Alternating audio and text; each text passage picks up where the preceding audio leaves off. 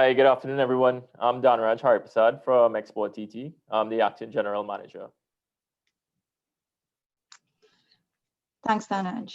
So let me start by saying welcome to all of the participants to this webinar on how to make exporting a reality. With respect to this webinar, we've had a lot of questions in terms of exports. How do we export? How do we get our products into other markets? And what is the Ministry of Trade and Industry doing to assist? How does exporTT assist in the process? And so we thought that it would be very useful to have this presentation. Also, the Ministry of Trade and Industry is really focused on diversifying into its non-energy exports and increasing its non-energy exports. And we hope that by helping you understand the opportunities that are available in the trade agreement, as well as understand what is the support that is there for you to utilize to be able to get your products into other markets, that we can encourage you, if you're not exporting already, to do so.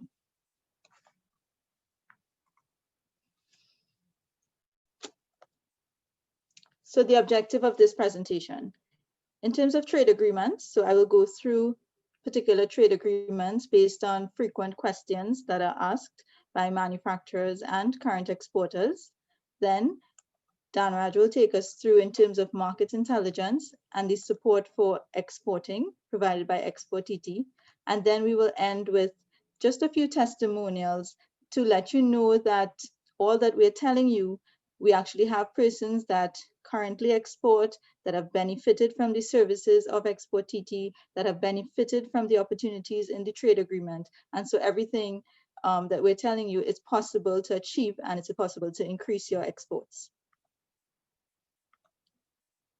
So trade agreements. In thinking about how to bring this technical area of trade agreements to you, and we have a wide cross-section of participants, I thought it best that we look at particular questions, common, frequently asked questions that we get here at the Ministry of Trade and Industry. And so the first question, are trade agreements even important or necessary? Do we have a trade agreement? What provisions are relevant to you? Is my product, professional service covered under the trade agreement? Can my product be covered under the trade agreement? So if it's already negotiated, can I get my product under that particular trade agreement? And how to read this document. So if I ask, how many of you have read a full trade agreement? Normally in a physical setting, non-virtual setting, I would get a lot of blank stares. And that's because we don't sit and go through the trade agreement in its entirety. So I would just focus on the relevant areas, bring those areas to you, and hopefully you'll get some encouragement to go through the trade agreements. So let's start by getting you involved. So the first poll is going to take place, and I ask you to please log your answer. And so I'm launching the poll now, and it says, what do you want to know most about trade agreements? So is my product or service covered under the trade agreement? How to read the trade agreement? Can my product be included in already negotiated trade agreement?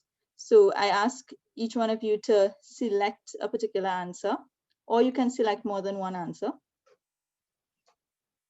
And I'll close the poll in 5 seconds.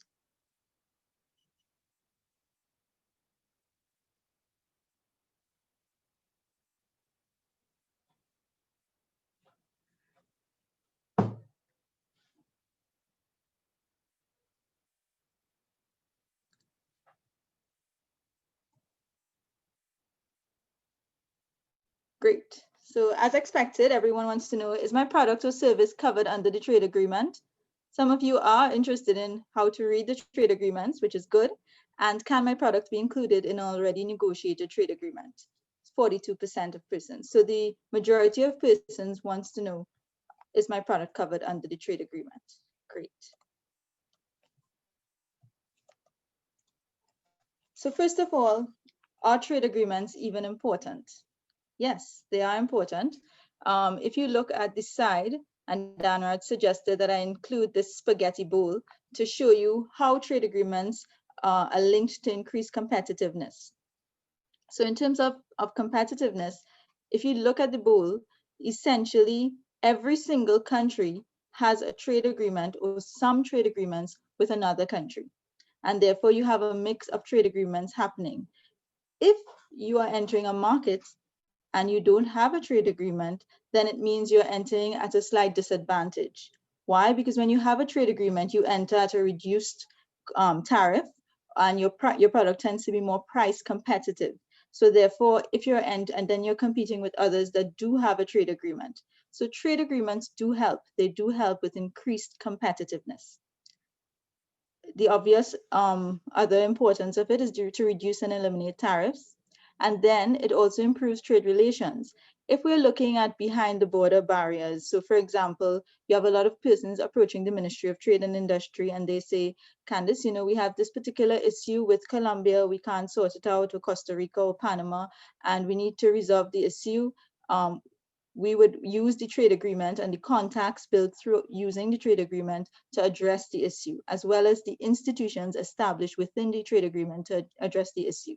It also encourages investment, and it also treats with issues other than tariffs. Some trade agreements treat with issues such as intellectual property, e-commerce, and government procurement. With respect to the question, do we have a trade agreement? So you're about to look at exporting, and your first question should be, do we have a trade agreement with that particular company that we're thinking about exporting with? And so yes, we have a number of trade agreements. So in 1984, we have, in terms of the SIBERA, right? And then the CBTPA, so with the United States, and we call that whole SIBERA and CBTPA CBI, which is the Caribbean Basin Initiative. So that was recently renewed in 2020. Then in 1986, we had CARIBCAN. That as well was recently renewed. 1992, the CARICOM Venezuela Trade and Investment Agreement. 1994, the CARICOM Colombia Trade, Economic and Technical Cooperation Agreement. 1998, the CARICOM Dominican Republic Free Trade Agreement. In 2000, the CARICOM Cuba Trade and Economic Cooperation Agreement.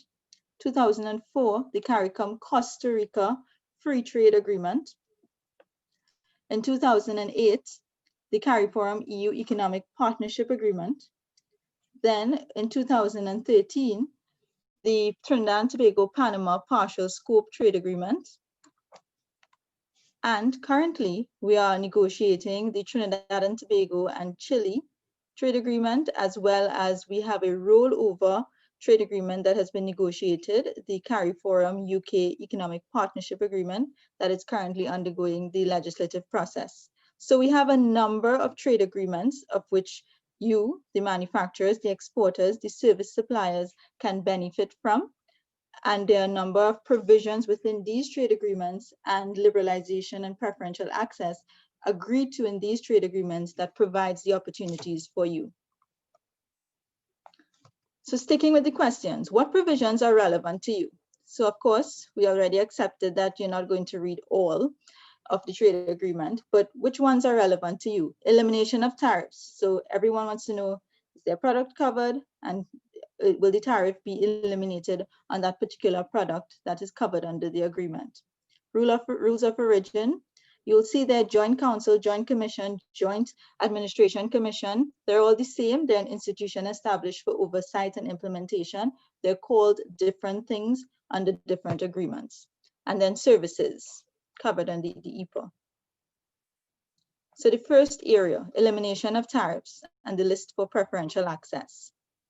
There are a few key terms that you need to understand. In the first instance, many people think, oh, trade agreement, my product is included. That means zero tariff, it's duty-free, I'm entering the country duty-free. That is not usually the case. We have different terms. So you have duty-free, exempt from payment of duty. Then you have reduced duty. So a lower rate of duty has been negotiated. Then you may have a phased reduction of duty. So phased duties are reduced to zero over a particular time. And then you have MFN. And MFN, most favored nation. This means that the duty that is offered to the rest of the world remains. So there's no duty reduction. That duty remains. When we're talking about market access, within the trade agreements, there usually is a section or provision that deals with the elimination of tariffs. And that particular section would cover the appropriate annexes and the appendices that has the liberalization schedule for the particular tariff reduction or the appropriate duty that is applied. A common question is my product covered under the agreement? I trade boxes or I trade paints. What we need to do is know your specific tariff line. So boxes, corrugated boxes, paper boxes, plastic boxes, paints, acrylics, marine. You need to know exactly what particular tariff line that you are involved in trading, and then look for it under the particular agreement. And I'm going to show you how to do that. In terms of rules of origin, so we have rules of origin because it's a criteria that's needed to determine the source of the product. And we need to know the source of the product so that we know the duties and the restrictions are based on the source of the product. So a lot of times we don't want to be able to import a very cheap product and sell it to another member state, because in that case, you're getting unfair treatment in the sense that if your product is competing with another product that has just been imported as a whole and traded as a whole, then and still benefiting from the reduction of duties, it's an unfair form of competition to you. So therefore, rules of origin ensure that the source of the product, the national source of the product, that your product meets that particular criteria. In some cases, it's wholly produced, a particular percentage of the product must be manufactured within the country, etc. And then the duties are applied based on meeting the rule of origin criteria. And you show that by a certificate of origin, which is usually attached as an appendix to the trade agreement. So you can find an example of the form of the certificate of origin there. And we have certifying agencies such as exporTT for all trade agreements except the EPA, and the Customs and Excise Division for the EPA. And I need to make that very clear because a lot of times manufacturers, exporters, when you're going to get a certificate of origin, you need to go to exporTT to get that certificate of origin that's linked to the particular trade agreement. That's the only way that it will be accepted in the state that you're trading with. So in terms of the next poll, the question I'm going to ask, if you had to choose a market of interest, which would it be? So if you had to choose between the Dominican Republic, Panama, European Union, United Kingdom, which market would you choose for your particular product?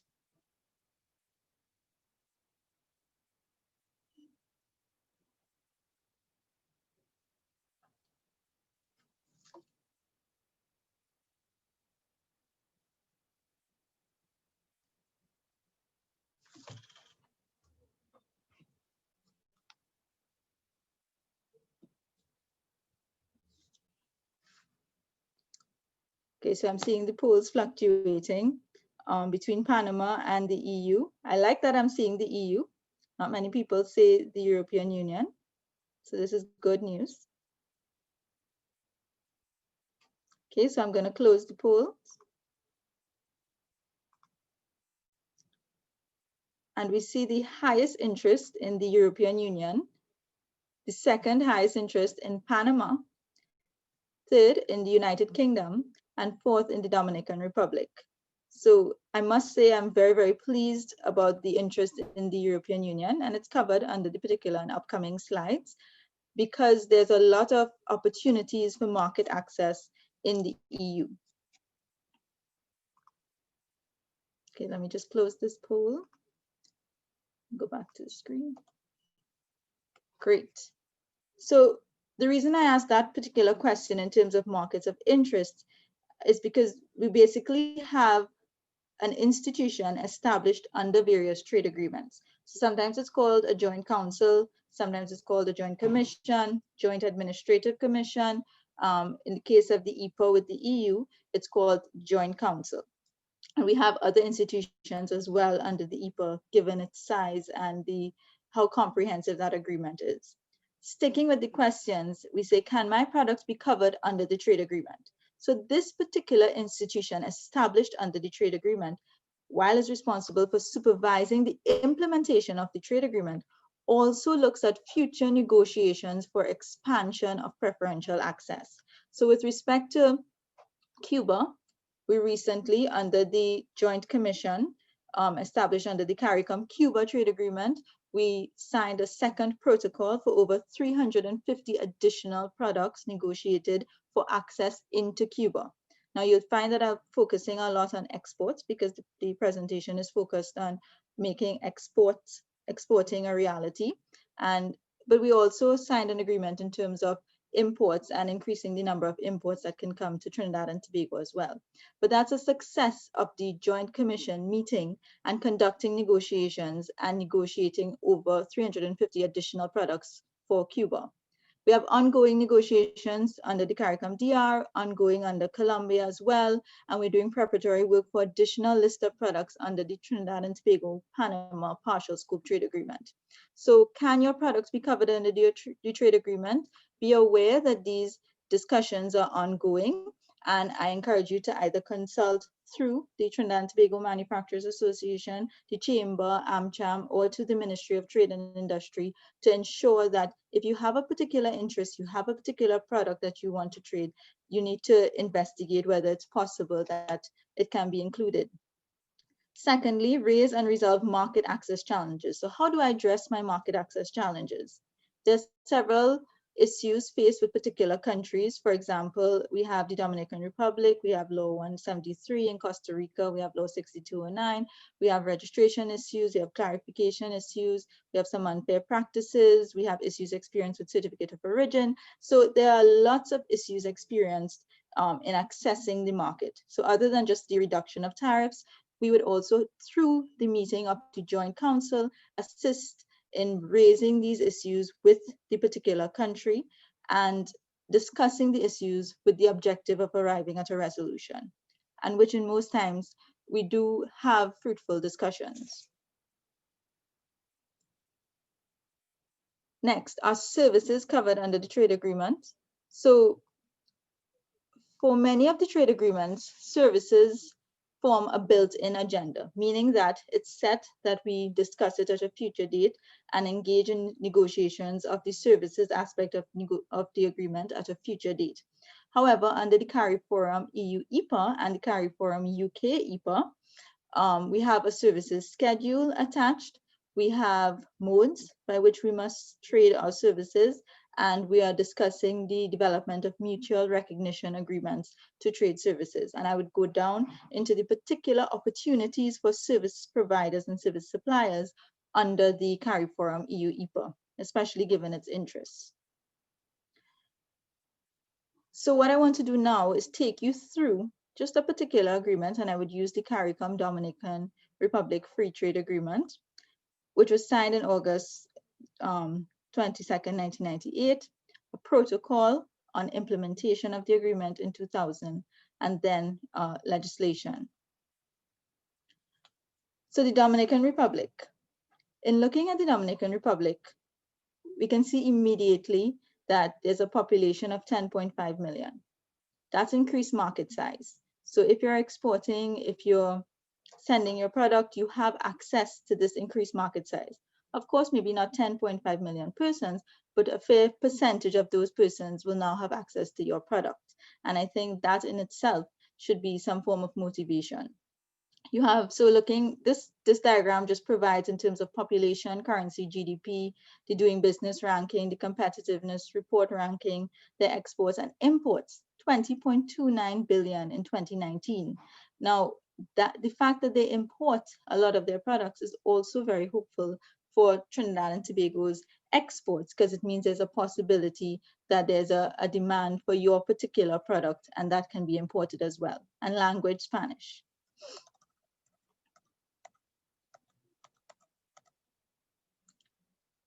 Now, in terms of the structure of the agreement, this is a quick diagram. So you pick up the agreement, there are a lot of words, and you see a lot of articles, and you skim through the agreement. But in looking at how it's set up and the structure of it, if you look at it, Article 1 deals with the establishment of a free trade area. Article 2 speaks to the objectives. Article 3 looks at the Joint Council, which we spoke about, and you're now aware of what it is. Article 4 speaks of the meetings of the Joint Council. Article 5 looks at trade in goods. Article 6, trade in services. Then moving on to 7, investments, trade financing, economic cooperation, double taxation agreements, government procurement, intellectual property, private sector activities, committees, and then there are a lot of smaller articles dealing with dispute settlement, amendments, evaluation of the agreement, termination, certain appendices, etc. So you see, and the purpose of this slide is to see that, yes, we're focused on whether our product is included. Yes, we're focused on how is it included and what rate of duty is being reduced for entry into the other market.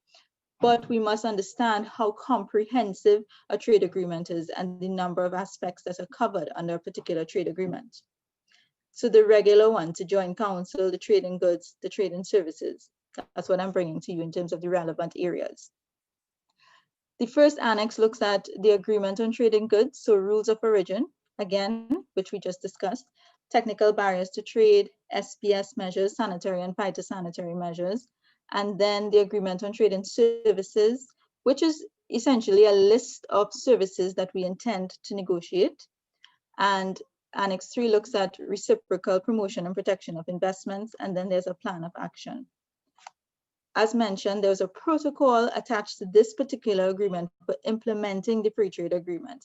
And that's where it gets interesting in terms of the market access for trade in goods, the treatments of goods and services produced in the free trade zones, special arrangement for trade in selected agricultural products, and temporary entry of business persons. So as you can see, it covers, other articles cover the Law 173, market access for trade and services, government procurement, but looking at the areas of focus that's circled in green, we're looking at in terms of trade in goods, special arrangement for trade in selected agricultural products, and temporary entry of persons.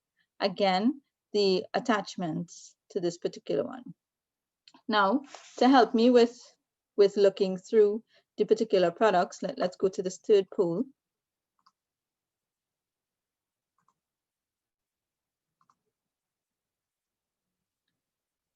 And before I go into the list of products attached to the agreement to help you read the agreement, I would ask the question in terms of what sector do you represent?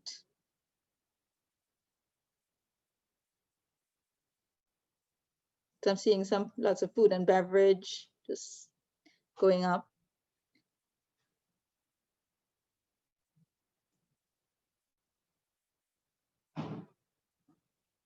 Agricultural, excellent. Okay, clothing, construction, furniture. There's a lot in other as well. So 5 more seconds for the poll.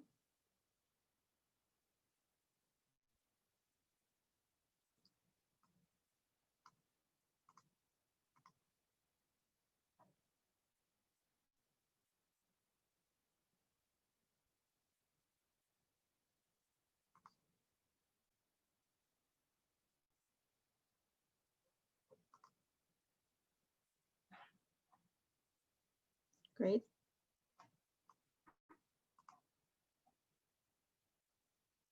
Okay, so we have 47% of persons in other, and I'm assuming that's within the services sectors, because in scanning the particular list, there are a lot of service providers as well. Then we have 34% in the food and beverage sector, and 18% in the agricultural sector, some persons from the construction sector, the clothing sector, pharmaceuticals, and electrical and furniture. So we have a wide cross-section of persons, and so we would go through in terms of the particular lists.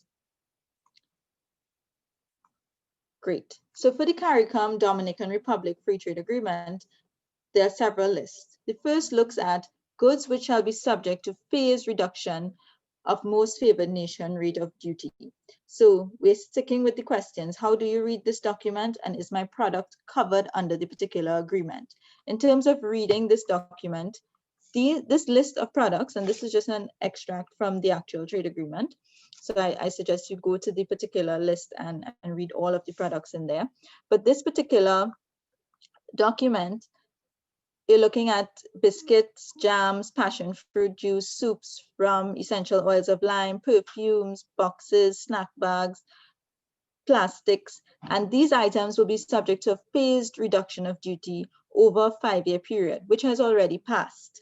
So that 5-year period has already elapsed. So essentially all of the products on this particular list are now duty-free access into the Dominican Republic. Looking now at how the Dominican Republic is negotiated, and that's why I brought this particular agreement to your attention. Many of you would look at it and say, oh, Gova cheese, 2007, that's there, that has duty-free access into the DR. No, the agreement is negotiated in a negative list approach. So the products that are stated here, goods which shall be subject to most favored nation, the products that are stated here are MFN duty, and the MFN duty will remain. Every other product in the tariff universe will be duty-free unless specified in the document that we just saw relating to the phase reduction of duties, or you will see in terms of the agricultural products. So goods which shall be subject to most favored nation, all of the products here, essentially, they are not duty-free, they're MFN, and that's how the agreement is structured. Similarly, so I placed all within this particular PowerPoint, so you can go through it when we do share the slides. These particular products are not included. So they are there, they maintain the MFN rate, everything else. So if you don't see it, then it's duty-free. That's how you would read the agreement. Of course, the good news is, for those of you that are seeing your products in this particular, these last two slides, we are engaging in negotiations with the Dominican Republic. We are currently at a very early stage of conducting consultations for products for which we want to have additional preferential access. And so therefore, if you have a particular product of interest and through the TTMA, etc., you can submit that particular product of interest and we can bring it to the attention of the Joint Council. Again, this one speaks to a list of selected agricultural products which shall be subject to special trade agreements. And for within this, you have seasonal tariffs. So you have, for example, tomatoes, and in a particular month, you will have the duty for tariff of tomatoes imposed, and in another month, it may be duty-free. So the particular schedule is attached within the agreement.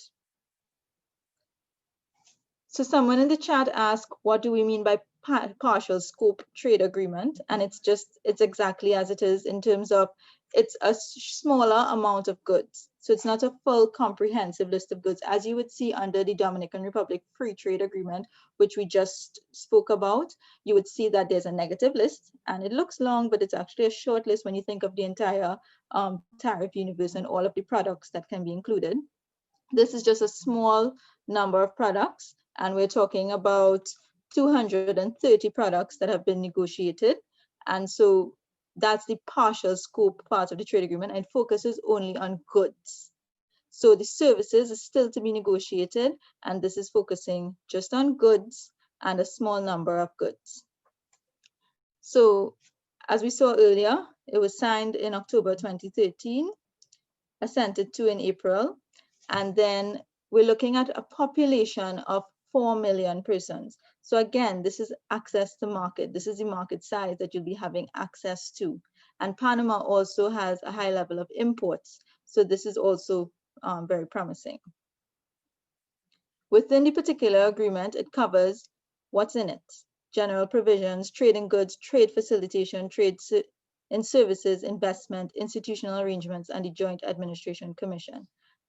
Like DR, there are a number of provisions. It contains 30 provisions, and the ones of interest to you are 5, elimination of tariffs, rules of origin, and the Joint Administration Commission, and with the annexes, which include the tariff liberalization schedule. So how do we read this agreement? So we again want to continue with, is my product covered under this trade agreement, and how do I read this particular trade agreement? So Annex A looks at the list of products from Trinidad and Tobago on which Panama will grant preferential access, and we're looking at 230 goods. 1, duty-free access for 159 products. 2, phased reduction of duties to 0 for 28 products over a 10-year period, you would have the duties reduced over that time. 3, 50% discount on 16 products. So you have the tariff and then you get a 50% off of the tariff, literally, and then 25% discount on 26 products. So 25% off of the tariff. So this is the list of products, and how do you read this particular agreement? So you have the preference, then you have the actual, so you have 100%. So if we look at chewing gum, whether or not sugar coated, it's 100% access. So it's duty-free access for chewing gum. So that rate of duty of 15% will not apply. You will get it in duty-free. And we have many other products that are duty-free, as we said in the previous slide. So we have cocoa, slabs, caramels, cornflakes, wafers, etc. And that's foods and sweets. And then we have beverages on the other side, looking at drinking water and alcoholic beverages, etc.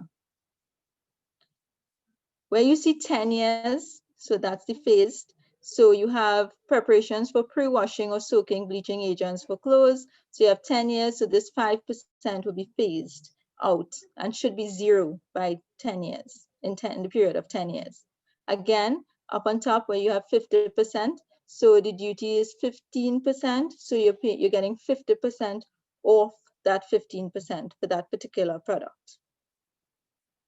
And that's just a list of products continuing. But we also have paper and we have construction within this as well. 25%, so if you're looking at doors, windows and their frames and thresholds, and the duty is 10%, you're getting 25% off that particular duty. And finally, the CARIFORUM EU Economic Partnership Agreement. Huge market of 453 million. Language, English, which is perfect, and also high imports in terms of 2.2 trillion. We have 28 countries with opportunities. And so you see the United Kingdom is highlighted here.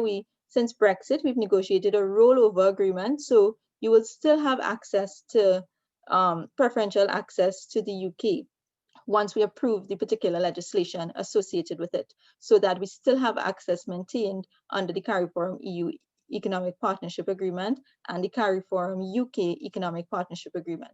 So it's opportunities.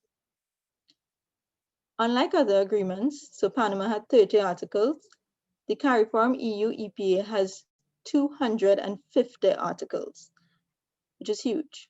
So it covers, it's very, very comprehensive. It looks at trade in goods. We have trade and services negotiated under this particular agreement, and we have trade-related issues, so intellectual property, procurement, etc. We have more institutions because of its size, and we have, in terms of a cultural protocol, as well as a protocol on mutual administrative assistance for customs matters, and a protocol on rules of origin. So this just breaks down for you in terms of the trade agreement. For those of you who don't want to go through all 250 articles, you can see just in a snapshot here what trade in goods covers in terms of customs duties, non-tariff measures, agriculture, TBTs, SPS, investments, similarly, and trade-related issues. So are my goods covered under the EPA? Big question. Yes. Duty-free and quota-free market access for all goods entering the EU market, except arms and ammunition. So I put that in the fine print, but except arms and ammunitions, and except the arms, what's covered under the arms agreement, your goods are covered under the particular CARIFORUM EU Economic Partnership Agreement. For those service providers, you have 29 sectors for contractual service suppliers. Once a contract has been secured, the 29 sectors have been negotiated, and 11 sectors for temporary entry for independent professionals or self-employed persons. And I've listed here the contractual service suppliers. So legal advisory services, accounting, architectural, engineering, veterinary, computer, research and development, advertising. And under the particular professional sectors, looking at legal advisory, market research, engineering, urban planning, architectural, computer-related, services related to management, consulting, translation, etc. So we have 11 independent professional sectors also negotiated. So what I've done, I hope I answered your particular questions that you frequently pose in terms of, are the trade agreements relevant? Yes, they are for increased competitiveness. Do you, or is your product covered in a particular trade agreement? I've taught you how to read the trade agreement. So hopefully you can go through a particular trade agreement and understand the key terms, the key aspects within the trade agreement, and be able to determine whether your product is covered. If not, we're here at the Ministry of Trade and Industry, and we have exporTT here as well to assist in that. But you should be able to look at the trade agreement and understand the provisions, whether your product is covered. If your product is not covered, can it be included? You also understand that process in terms of future negotiations and the Joint Council. And so I would hope now that you have an understanding of the trade agreement, which is a tool.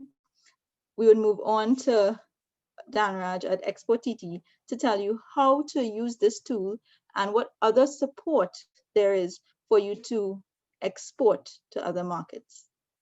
So Danraj, let me stop sharing my screen.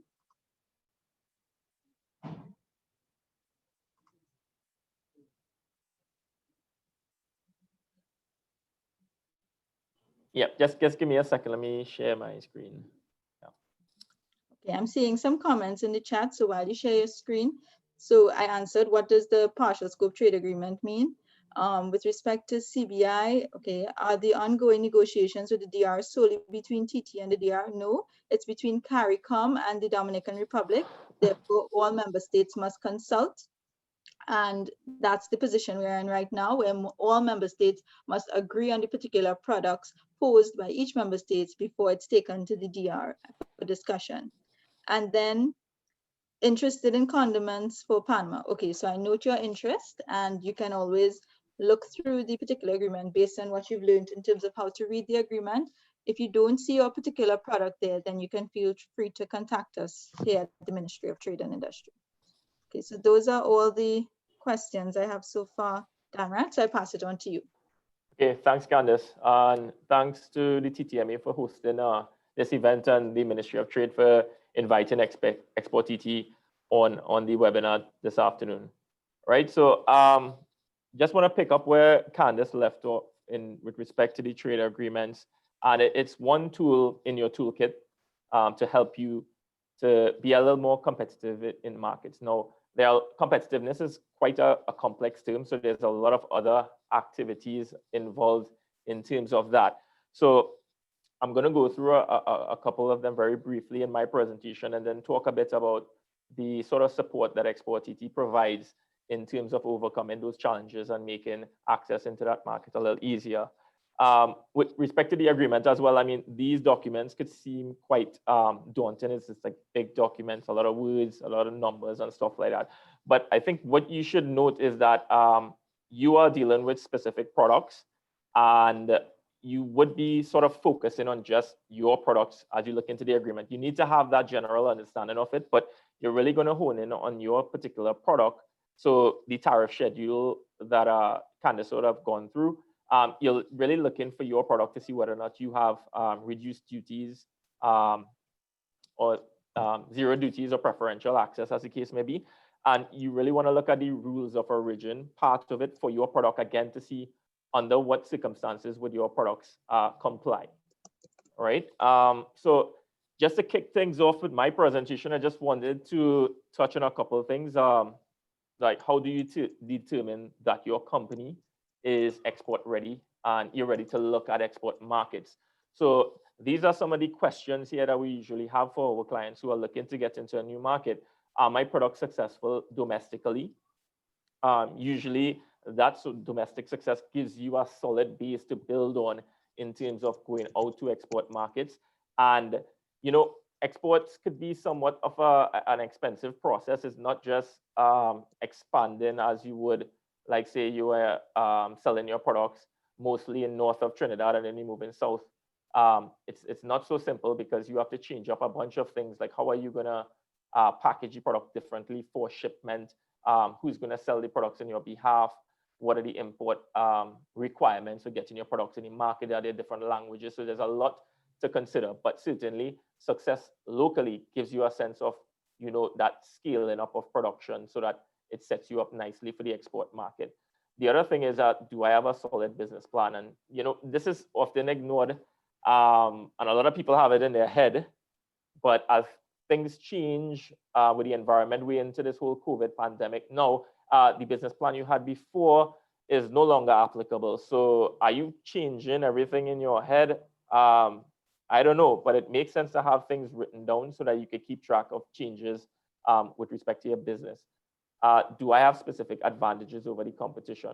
That is something that is key, and it meshes well with the other point. Are my products unique in one or more ways? Because your product is going to be placed in supermarket shelves with a bunch of other similar products, and it needs to stand out. If your product is going into a Latin American market for the first time on that shelf, maybe your product is quite popular in Trinidad and Tobago and in the region, but in that market, it is not. So, I mean, getting the research done to figure out, you know, what is trending in the market, even the sort of packaging that you utilize, it should make your product stand out and make people want to pick up the product among the others that they are accustomed to.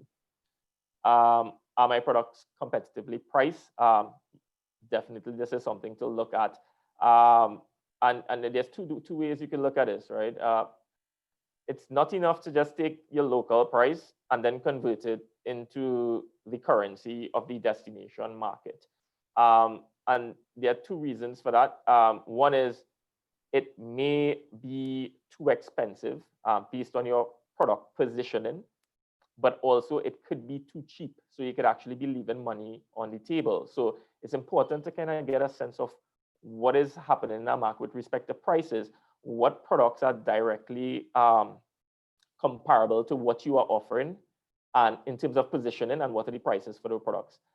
Do I have resources of time, people, and capital to invest? That is something to think about, because as I said, it could be an onerous process depending on what scale you're looking at. So you need to make sure that these things are well planned for and resourced. What is my level of awareness with cultural differences in other markets? Yeah, I mean, in the region, I think we're fine, but once you head into Latin America, Middle East, even Europe, things sort of change in terms of the culture. We need to be aware of that, especially if you're going to be liaising with buyers. So that's basically some of the things that you should look at. You know, ask yourself these hard questions before you think about embarking on exports. You don't need to have all of it, but at least you should have like some of them, so that you have that nice base to build on. Right, so I saw the poll a while ago, and a lot of participants were interested in Europe. And I have this export market progression here, and it's generally how we see exporters moving from one market to the other. So usually you'd find them going into regional markets. It's logistically close, same culture. We're under the CARICOM agreement, so we have duty-free access for most products. And similar culture and history, right? Next, you'd have like the Americas. You have North America, Latin America. North America in particularly, we have Canada and the US. There's a high concentration of Caribbean diaspora in those markets, so you'd find that people are knowledgeable about the products. And Latin America, again, there's close proximity there, and we have trade agreements, so it helps as well. Europe and Africa and Asia. Now, those markets, UK to an extent, but because again, we have diaspora concentrations there, but it's very far logistically, and the standards tend to be a lot higher. Africa and Asia tend to be a little more psychologically distant because, you know, we don't have like a lot of relationships with those markets per se. There isn't a large concentration of diaspora in these markets. We don't travel to these markets frequently as we would the Americas and maybe the UK. So that's how we see the progression happening, and it's mainly due to logistics, things like culture, as well as the sophistication of the market, the competitiveness, and also the import requirements. Right, so these are the major factors. It will be the scale. If we're moving from Trinidad and Tobago, 1.3 million, you're looking at Colombia is about 50 million. The UK is 66 million, and the US is about 330 million. So that scale is important, and you need to recognize that your competitors going into those markets, they probably have scale. Their unit costs is a lot lower. So perhaps we don't beat them on scale, but we need to beat them on maybe quality, uniqueness, just try to differentiate our product in some way so that we are able to compete. The standards, both mandatory and voluntary standards, tend to be a lot higher as you progress upwards. Certainly in the US and Canada. I mean, this morning we had a seminar on safe food for Canadians, legislation that's going to be on stream soon. Prior to that, we had the Food Safety Modernization Act in the US. So those are very high standards in comparison to what we have locally and regionally. Then when you go up to the European Union, there are even higher standards which are required. The logistics I mentioned as well. So just to sort of put things into perspective in terms of how exporTT helps, I decided to do a worked example using chocolates, because I could talk about a lot about the data and stuff like that, but it would not be relevant to you per se. So I try to be very specific and use a product so that you could actually see us going through the process and how things actually work. All right, so chocolates are doing well in Trinidad right now. We have a lot of local manufacturers who are creating their own bars. A lot of owners of estates nowadays, not just selling the beans anymore, but they're trying to create their own products, which is exciting for us. All right, so the first question you want to ask yourself, is there a demand for my product? Who's buying this product? And the source I'm using here is ITC Trade Map. It's a free database made available by the International Trade Center. And it allows you to look at trade data in terms of value, volumes.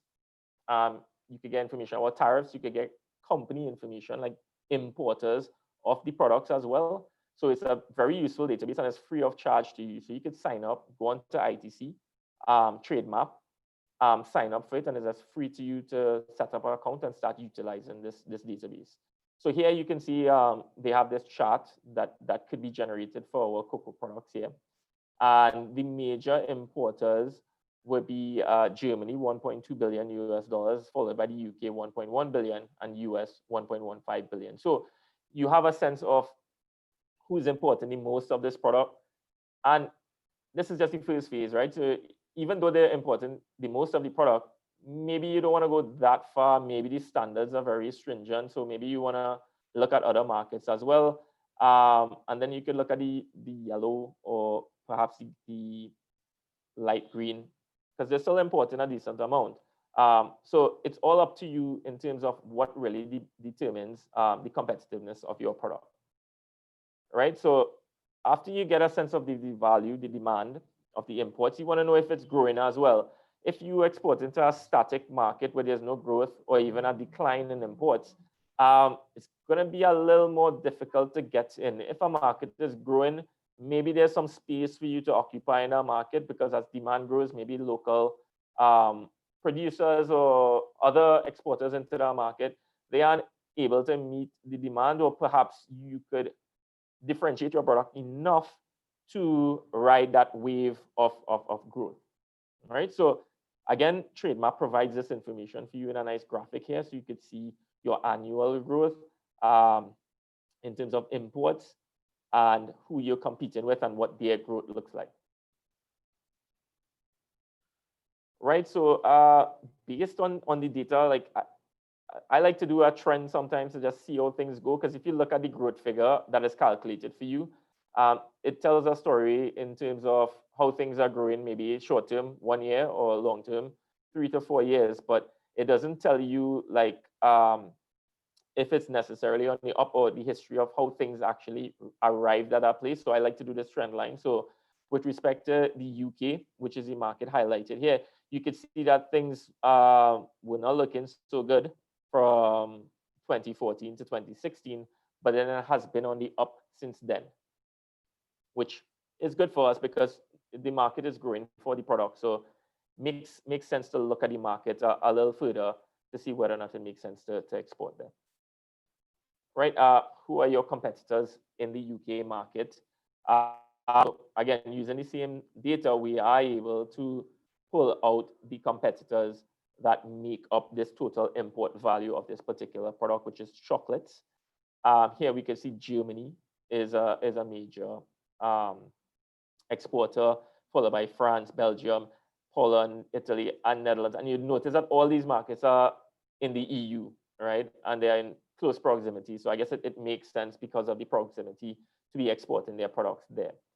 Outside of the EU, you see in United States of America. But it's going to be kind of difficult getting your chocolates into the market, again, unless it's differentiated. Luckily, in these markets, and you'll see in my slides further down, they are interested in things like single origin chocolates and things that are unique to them, right? On the other side here, on the right-hand side, you'd see a chart that has the duties and the agreements. So Candice would have spoken about the trade agreements before and how they afford us duty-free access. Now, in addition to ITC trade map, ITC also has market access map. And rather than go through the agreements to figure out what products are covered and if your products are covered, this database allows you, again, it's free to access, free to set up an account. In fact, this one doesn't even require an account.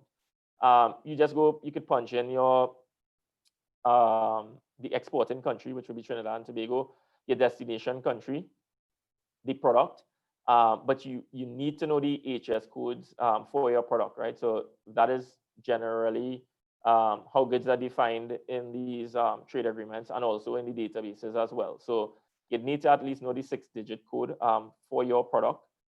If you have problems figuring out what that code is, you could always check exporTT or the ministry or TTMA, and we could help you with that. And once you punch in those bits of data, you are able to generate quite easily what your duties are, and there'll be information on the rules as well within that market access map database. So yeah, you can see here from this table, there's a lot of markets, all the competitor markets with the exception of the US is 0%. We have the CARIFORUM EU agreement. Well, this was back when before Brexit, right? Because we're talking about the UK market here. But as Candice mentioned, we'd still have access through that roll-on agreement with the UK. All the EU countries were 0%. The US did not have well, this product was not covered. So they have to pay the most favored nation rate, which Candice would have mentioned. All the WTO members will have to pay the similar rate. So everybody has this rate to pay if you do not have an agreement. Right, so next thing is, you might ask yourself, well, that is imports, all right? But what about retail sales? Because that doesn't cover the domestic sales of the particular product. So this database that we have that exporTT subscribes to, Euromonitor International,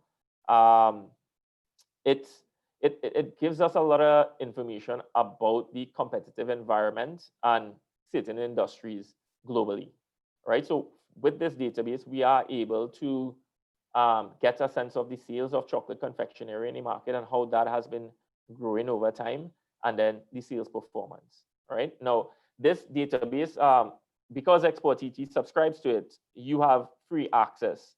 So you can take note of that now. And if you go and search online for Euromonitor reports and you see the reports and the reports are like $2,000 or $3,000 US, you could just send us an email and we'll pull the report and we'll send a summary of it for you. So you don't have to pay that money to get access to the report, right? You may also want to know what are the trends in the UK for this particular product. And again, Euromonitor International reports provide all that information. So with respect to chocolates, sugar concerns from new product launches, but the taste remains crucial. So if you're doing your product development for the UK market, that is something that you should be aware of.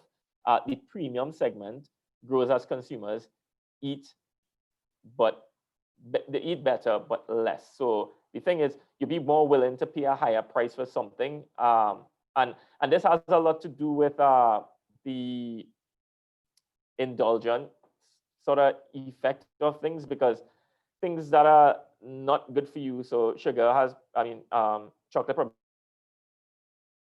has a high sugar content. No, it's not that good for you. But you want to eat some of it. So the some of it that you're going to eat, it better be good.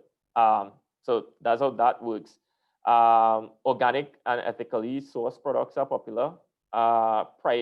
Premium private label growth makes price a key factor for manufacturers. Innovative new flavors on old classics and more natural ingredients. So that has been a trend as well. Clean labels.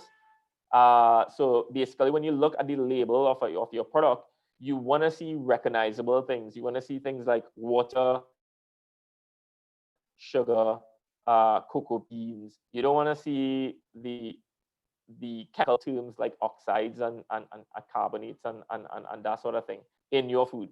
So that's that whole clean label movement is very important to the European markets and even the US and Canadian markets. And then repositioning to appeal to the adult market are all evident. So having all these trends in your hands, it allows you then to look at your product and say, well, hey, my product doesn't really match some of these things. If I'm going into the UK market, maybe I need to make some changes to it, right? And your competitors, that is important to know as well. So which companies and brands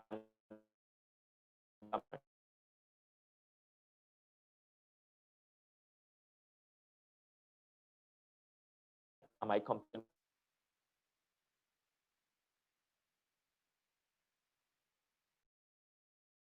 Euromonitor is a very good resource. Now, different products may have different, it does a good job. You can see store-based retail in 93.2%. But when you break that down, it's mostly grocery retailers. And then when you break it further, it's mostly modern grocery retailers. But you are seeing 20.4% in traditional grocery retailers, and that's on the up, while modern grocery retailers are on the down. When you look further at modern grocery retailers, you can see convenience stores, discounters, and forecourt retailers are on the up as well. And on the traditional grocery retailers, food, drink, and tobacco specialists are on the up. Now, why is this important to you? Chances are, if you're going the traditional way into an export market, you're going to be looking at a distributor. And it's easier sometimes to sell to a distributor because you could choose the size of the distributor, which makes negotiations a little bit easier on you. And then based on the volumes that you're looking at, you may not want to go with like a very big distributor. Also, in some of these more developed markets where there are big supermarket chains, it's difficult to negotiate with those chains. And then your product is sort of limited to those chains. If you go with a distributor, you have more choice in terms of the different channels that you want to cover. So if you are looking at this and you're seeing some channels performing well, you want to have or identify a distributor that covers the traditional grocery retailers, convenience stores, discounters, and forecourt retailers, because these things are growing. Also, you don't want to overlook hypermarkets or supermarkets. They still have 18.6% and 10.3%. So not a good idea to overlook them as well. But you want to make sure that your distributor covers all the channels that are doing well or substantial enough. Alternative channels now. So, well, online is definitely an alternative channel, and that has its challenges of its own. So I'm not going to cover that. But specialty stores might be something. If you are a small manufacturer, I saw in the poll there were a lot of food and beverage companies. Maybe there are specialty food items that you have, and maybe it's a premium price for those products. So it may not be best placed in a big retailer. Maybe it's better placed in a gourmet store, maybe just pharmacies, because I'm seeing like a lot of chocolates being placed in places like Starlight and Superfarm. So you would need to figure out exactly, like, maybe I don't want my product in the mainstream because it's not that type of product. There are other channels that I want to look at. Another place you could look at is like things like coffee houses or chocolatiers selling directly. And because the example is chocolates, I'm using these examples here, but with the example of chocolatiers, they are utilizing your product to make something else. And if we're dealing with food and beverage products, maybe restaurants is something that you could look at if you're doing something in condiments. Having your product featured in a restaurant, that might be an option that is not the normal channel. So you could look at that as well. Right. Now, are my prices competitive in the market? There are a couple of ways that exporTT gets this pricing information for you. Again, one way we get it is through Euromonitor, and they make the prices available to us, and it's updated fairly regularly. All these markets are from supermarkets, but you could get online pricing as well. What we highly recommend if you're looking at a developed market, chances are retailers will have online stores, and those online stores will have the prices. So that's an easy and cheap way to get prices on products to determine if your product is competitive in a market, right? exporTT actually goes into the market through our market surveys. We visit the different stores. We'll go to the small stores like this one on the screen here. We'd also go to big stores and big warehouse shopping like this one here. And we try to secure the pricing for you. So every time we go to a market, we would do these store checks and take a bunch of pictures. And then when we get back home, we try to make sense of it and do up our databases. But you would have access to these things once we have visited the market, right? So rather than have just what Euromonitor had in terms of just the supermarkets or just the online prices, you would actually have prices across different channels so that you could compare and see what the difference is. In my experience, we've seen that prices change based on specific geographical areas in a market. So there might be a more affluent part of a city and a poorer part of the city, and you would find that for the same products, prices actually change marginally. Right, so we have that content. I mean, next step might be, what requirements must I meet for the European Union? And for the European Union, this information is relatively easy to get. There's no shortage of sources. We have the EU help desk, and we have CBI Netherlands, which is a good resource for pulling reports. So they are the legal requirements set by the EU with regard to food safety and food contaminants and labeling. I know in chocolates in particular, there's certain levels for cadmium. Some buyers, now that is the European Union standard. But if you go a step lower into like retailers, some retailers actually have their own standards that you need to get as well, right? I know like for KFC, for instance, they have the Yum standard. So if you're going to be selling like condiments or something to KFC, you have to meet that particular standard, right? And there are also niche market requirements. The UK is the largest market for fair trade chocolates. So that is something, I mean, if you're getting into the UK market, maybe that is like something that you need to get on board so you are comparable and competitive with what's on the shelves. Right, this is an interesting tool. It's a joint initiative from the UN, WTO and ITC, and it is able to track product requirements across foreign markets even before those requirements are implemented. Once they are on the table and being considered, you are able to see them showing up and track them all the way on to the implementation of them. So if you are looking at a particular market, you could check your product to see if the import requirements are going to change. And you could start effecting those changes immediately without having to wait until the requirements are changed. And then you sort of had to go back now and fix things before you can then export to the market. Right, so I would highly recommend that this is free as well, that you sign in on this, have an account, and you could subscribe to specific products. And from time to time, it will send you emails when things change with your particular product, the ones that you subscribe to. Right. Consumer labeling. Yeah, this would change from market to market. There are requirements for language, requirements for certain in the area ingredients list or the percentage of certain calories and sugar content.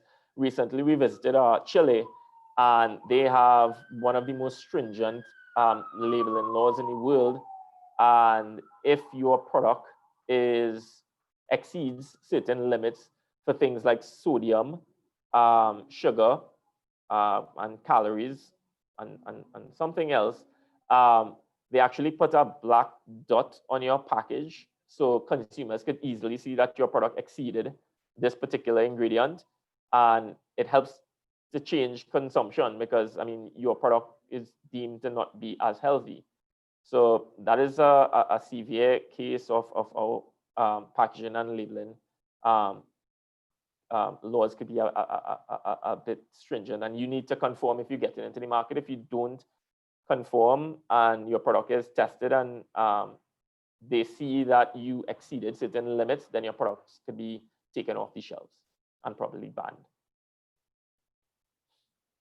Right, so again, in our market research, these pictures come in handy because you could see here our Barron's Blazing Hot Sauce. It's packed in a 6-pack and shelf-ready packaging, so you could take that plastic off and put that box on your shelf. And this is ideal for like small corner shops and mom and pop shops where there's limited space and I guess limited time to like pack out individual bottles. So you could just place that on your shelf, leave it there, and then we get a nice picture of the labels here so you could see exactly how the label is laid out and the type of information that is included. Now, that's a lot of information, right? So I think it's like to pull the information is one thing, and then trying to consider everything is another. But luckily, what exporTT does is we try to consolidate everything into something called an export dashboard, which you see here. Now, usually these dashboards are for a particular product going into a particular market, and it's done specifically for an exporter. I didn't want to share one that we actually did for an exporter. So I pulled out one we recently did for Panama. So this is just a country-specific one, right? So in this dashboard, and there's one page, everything is sort of crammed in there, but you could see how Panama's economy is doing. You could see if there's a trade agreement in place and the types of products that are included. You can see what taxes and non-tariff measures you should be aware of, the import requirements, and some information about the logistics. So it's a very good start. And if you are thinking about exporting to a market and you want to get some information about it to determine if it's feasible or not, you could check exporTT and we could build out one of these dashboards for you so you have that information to move forward. In fact, when we execute our trade missions, this is part of the process in that we make these export dashboards available to our registrants in the trade mission, so they have a sense of what to expect in the market and how their products may be performing, who they're competing with. And I think it's extremely useful in that regard, because then if you're going to talk to a particular buyer, you're talking from a position of knowledge about what's happening in the market, and you could see who you're competing with, what are the import requirements, and whether you meet them or not. So at the negotiation table, if they're asking you questions about, so what standards you have, your response is not, it should not be that, well, you know, I don't have that standards right now. Give me a couple months and I'll come back to you. That is not ideal. By the time you take your couple of months to get back to the buyer, maybe they buy from someone else. So helps you to sort of prep well for that meeting with the buyer. Right, so Candice would have spoken about this before in terms of the certifying or export. So now I'm getting into exporTT services, right? So that's all the information that we provide and the information that is important. But now, what do you do about it now that you know all these things about the market and the work that you have before you could enter the market? So exporTT has a wide suite of services and support that we offer to help you along the way. And one of the first things that we do is that we can certify your exports for duty-free access across the agreements. And the agreements we cover CARICOM, Dominican Republic, Costa Rica, Venezuela, Colombia, Cuba, and now Panama. So as I think Candice would have mentioned, everything except the European Union agreement, right? So how is that done? We conduct our factory inspections.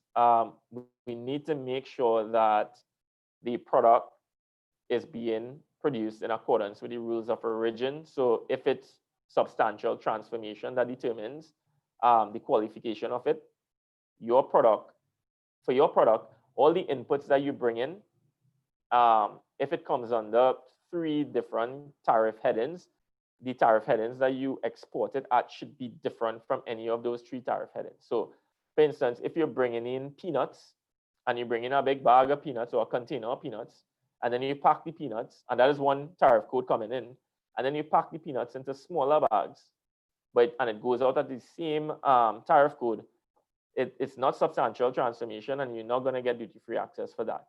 Now, if you take the peanuts and you make peanut butter, that is a different product, that is a different tariff heading, so you will get duty-free access for that. So we try to verify those things. Substantial transformation is one thing. The other item might be in terms of local or regional content. So a percentage of local or regional input must go into the product for it to qualify. So we check on those things to make sure that the company meets them. If they can't meet them, we also advise them on ways in which they could meet them by looking at how they source raw materials and stuff like that. So you can access the agreements. Right. The other thing is we've been talking about the sophisticated markets and the high mandatory and voluntary standards. So one of the major things you'd have to do to access those markets is to meet those mandatory and voluntary standards, and exporTT provides a service to that for that through our standards implementation grant facility. So it's for the implementation of international standards such as good manufacturing practices, HACCP and ISO. So it doesn't just cover food and beverage. There's a industry-specific standards that we cover as well. Companies can access 50% of the total cost up to $50,000 on a reimbursable basis. We are in the process of trying to change up things a bit, because usually how it works is that you would spend the money up front, and then we would reimburse you after you show evidence that the standard or work into the standard was completed. Some of these standards could take quite long, so we tend to divide it up into phases, and as you complete one phase and you show the evidence of the payment, we'll reimburse you the 50%. We're trying to change that up a bit, where we could pay 50% upfront and then you would pay the other 50% after, just to make it easier on the company and their cash flow, right? We are looking at a new standard certification facility that will be coming up in this fiscal, and that is for like bigger companies with multiple product lines and more sophisticated implementations, such as like HACCP, which could be very expensive. So we're trying to accommodate those multiple product lines and more sophisticated standards. Right, so our co-financing facility, that is meant to really help our exporters to get their products into certain markets by covering some of those kind of ancillary costs. The cost of testing your product, because that might be a requirement. The cost of shipping of samples, because if you have to ship your samples to multiple destinations, if you are a small company, that could be somewhat expensive for you. Trade show participation, so your registration fee, your booth space, label design modification. We spoke about packaging and labeling before, and having those requirements in place in markets. And if you do require, if it changes to your label is required, that is something we could support with respect to the layout. Maybe you don't know the nutritional content of your product. That's where product testing will come in as well. We started covering first-time web development and e-commerce platforms for current and potential exporters. Now, if you have a website and it's functioning, then you would not be eligible for first-time website development. If you do not have a website, then you'll be eligible. If you have a website but it's not e-commerce ready, then you could access that. So you could get some co-financing funds to develop that e-commerce side of your website. Right, so the co-financing limits, we have sorted it with respect to company size. So small companies, which are defined by their annual turnover, 8 million, they have a limit of 35,000 per fiscal year. Medium companies, and they are defined by 8 million to 50 million annual turnover. They have 45,000 per fiscal year. And large companies over 15 million in turnover, they have access to 60,000 per fiscal, right? So you could access any combination of these things, right? It's just that your limit is 35 or 45 or 60. So it's up to you in terms of how you want to spend that fund up to that limit, those funds up to that limit. The grant fund facility. So this is executed in collaboration with the Ministry of Trade. For those of you who tuned into the ministry's presentation that was done by Videsh, I guess he would have delved into a lot of details with respect to this and the application process. So I just wanted to cover it still in case you missed that. So this assists SMEs with the acquisition of new capital requirements and some of the expenditure. With this facility, local businesses can access individual grants from the fund up to a maximum of 250,000 per beneficiary to finance 50% of the cost of that acquisition. So really machinery and equipment that is really covered by this grant. It does not cover working capital, land building costs, or installation costs. Right? Right. So the research and development facility that is under exporTT. So this is meant to spur on new product development, new processes, new services, and innovation in general. We have 3 different phases of it. Phase 1 covers the feasibility, and this was a recent addition, right? Prior to this, we had only phase 2, but when we looked at the applications and received feedback from companies, we realized that, hey, companies might need some more assistance in terms of building out that sort of feasibility report to justify going into phase 2, because phase 2 is much more expensive. You want to make sure you do your homework right before you get into that. So we started offering some funding for technical and empirical market research to produce that report. It should not exceed 70% of the total cost of the project and is up to a maximum of 100,000 over a 6-month period. After you finish phase 1, you can move on to phase 2. However, if you have done your feasibility already, you can move directly on to phase 2, right? So phase 2 deals with the product, service, or process development.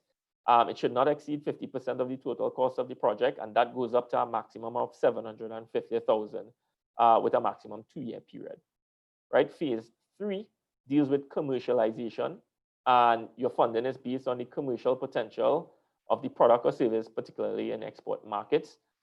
Covers such approved costs related to the launching of the product or the process in the marketplace. So it's all well and good to have your product and your developed and your prototype in place, but how are you going to get money for it?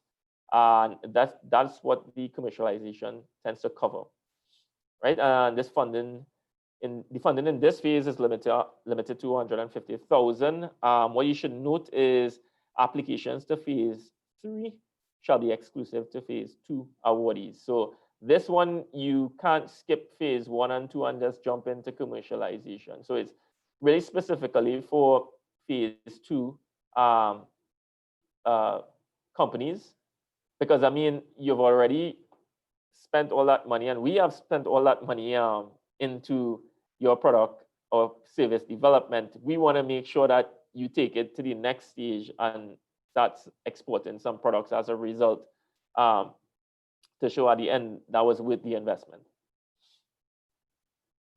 All right, so training, exporTT does a lot of training, and if I look back now, we spoke about standards implementation and financial support for different areas in terms of the business, but training focuses specifically on your personnel and your people, right? Because your people need to be aware of certain things in the export process, and also be able to represent the company well when you are before buyers. So they need to have certain skill sets, have certain knowledge to be able to represent you well, and ensure that when you have that opportunity in front of a buyer, that you make the most of it and seal the deal. So some of the things that we cover here would be like things like export basics, selecting and managing agents and distributors. And I covered that a bit when I was talking about the distribution channels, because you just don't want to do business with just any and anybody. It really should be specific and targeted and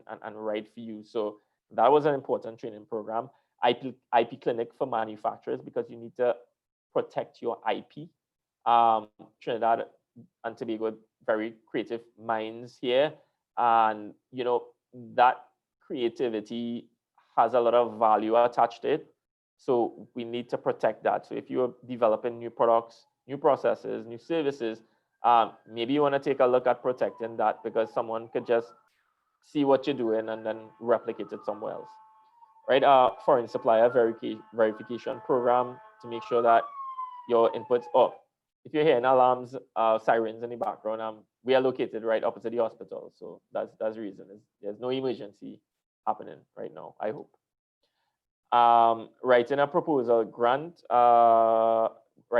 for grant funding. So we have a number of donor agencies that offer grants. Caribbean Export has a direct assistance grant scheme.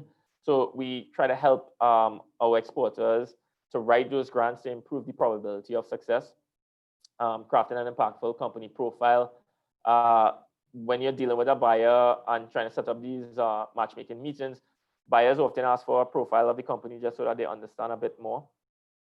Converting trade show leads to sales and export marketing. So we tend to have these programs up on our website. All of them are being held virtually. Just this morning, we had a webinar on the Safe Food for Canadians legislation. So, I mean, check out our website and see what's upcoming. And I think it's a very minimal cost for these things, maybe like $200 or $300. So check it out. Right, so buyers and contacts, this is probably the #1 item that exporters ask us for, because you want to know who you can sell to. So there's a number of ways that we get this information for you. I mean, we have our buyers database. exporTT conducts a number of trade missions throughout the year, and we gather contacts as a result of that. So that will be available to you. We have our in-market consultants. So maybe we don't have a contact for a particular product. We could call on our consultants to identify certain buyers for us and pass that on to you. For Cuba specifically, we have a trade facilitation office in Cuba. So our guy on the ground there is Jude. So if you're interested in that market, you could contact Jude and tell him what you're interested in, and he would be able to tell you how to navigate. Cuba is a planned economy, and the government tends to be the major buyer. So he will be able to advise you in which buyer will be most appropriate, and then walk you through that whole bureaucratic process of registering and getting on the suppliers list. TradeMap, as I mentioned before, TradeMap offers company information as well. So you can search for your product and they pull profiles from Dun & Bradstreet. So, and that is free of charge. Panjiva, that is one of our subscription-based databases, and it pulls information from bill of lading documents. So we could pretty much see who buys what from who, how frequent they buy it, what's in the container, if they're buying, who else they're buying from. So it gets pretty detailed. For those of you who already export and you fill in that bill of lading document, all the information in the bill of lading document is what the database has at its disposal, and it could generate reports based on that, right? So that's interesting, and it allows us to identify who is buying what products. Right, so our export promotions, that's sort of like at the end of the process, in that you've done all your capacity building, you've done your training, and now you're really ready to hit the market, and we think you are export ready in every sense. So we have our trade missions. We generally execute 4 to 5 trade missions to key markets every fiscal. The selection of the markets is based on research and our market of interest surveys that we do with exporters.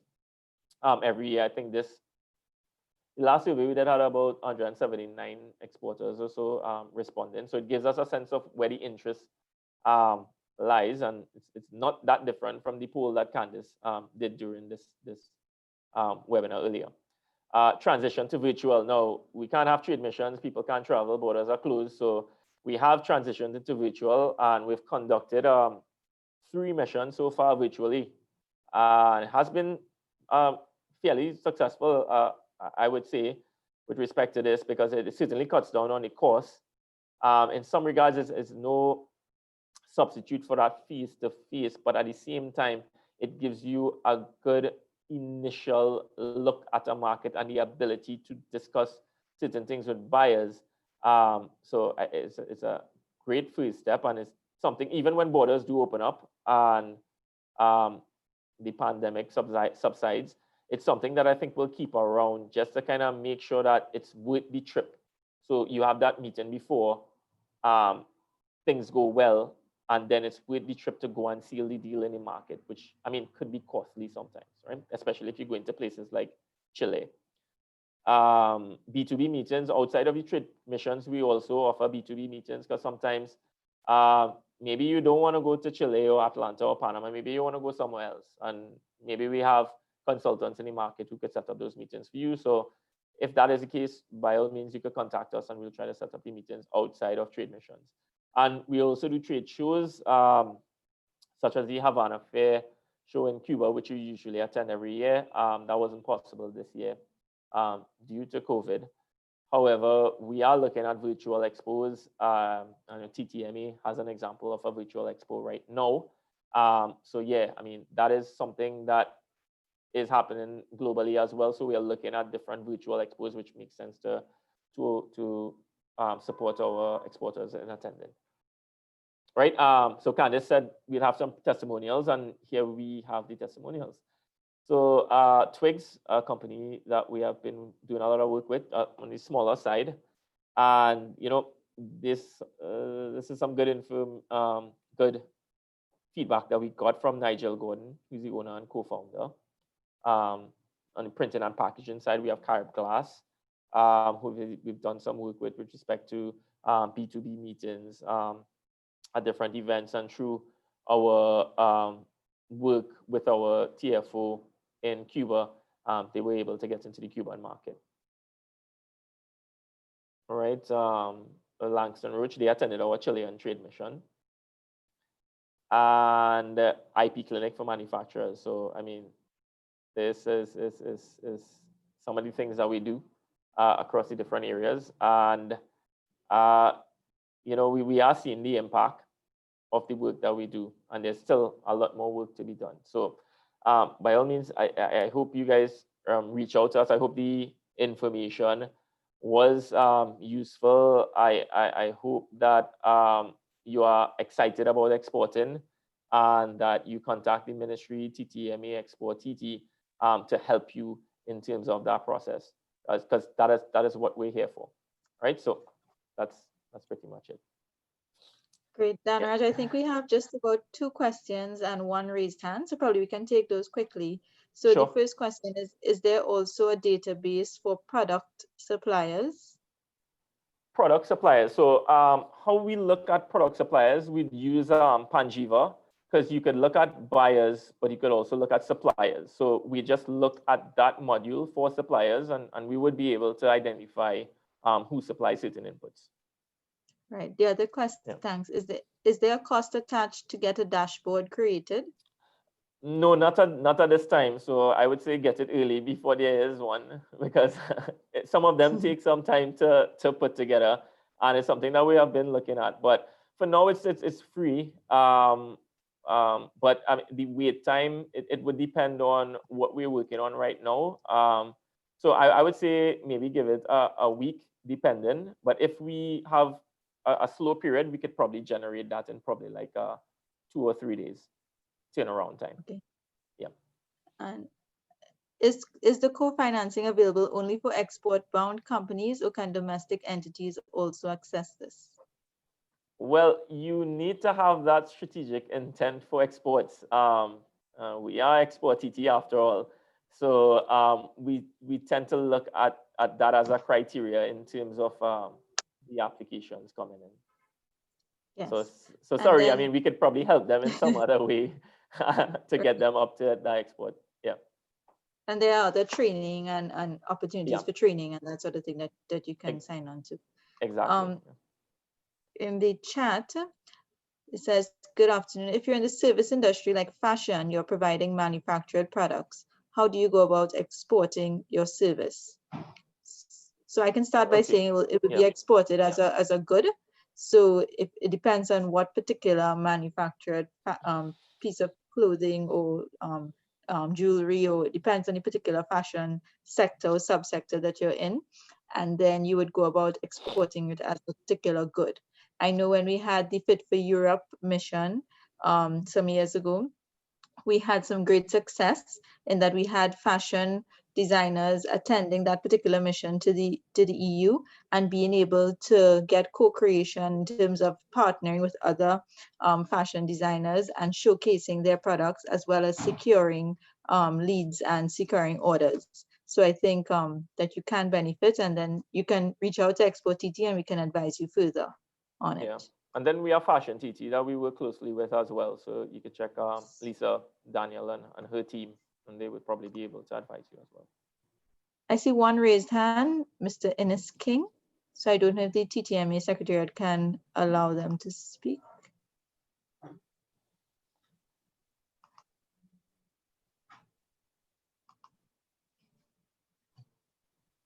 Okay, so I'm not seeing where they're able to allow them to speak. So perhaps Mr. King can post his question in the chat or send it to us via email as well. Great. So let me just say on behalf of Dana and myself, thank you very much for attending this session. You've now been really exposed to all the opportunities, well, a lot of the opportunities that are available, and some specifics on what you need to do, as well as you have an understanding of the support provided, the type of financing provided, the type of services provided by exporTT. So just to end by letting you know that the Ministry of Trade and Industry is really seeking to promote and increase non-energy exports. And we are here to support you together with exporTT and all the other trade facilitation agencies. So all of this information, we hope that you use it and you pursue your interest to start exporting and really expand if you're currently exporting.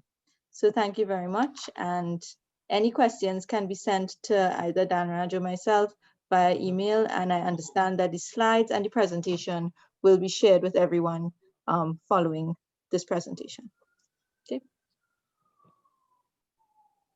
So I see no more questions. So have a good afternoon, everyone. And then bye, everyone.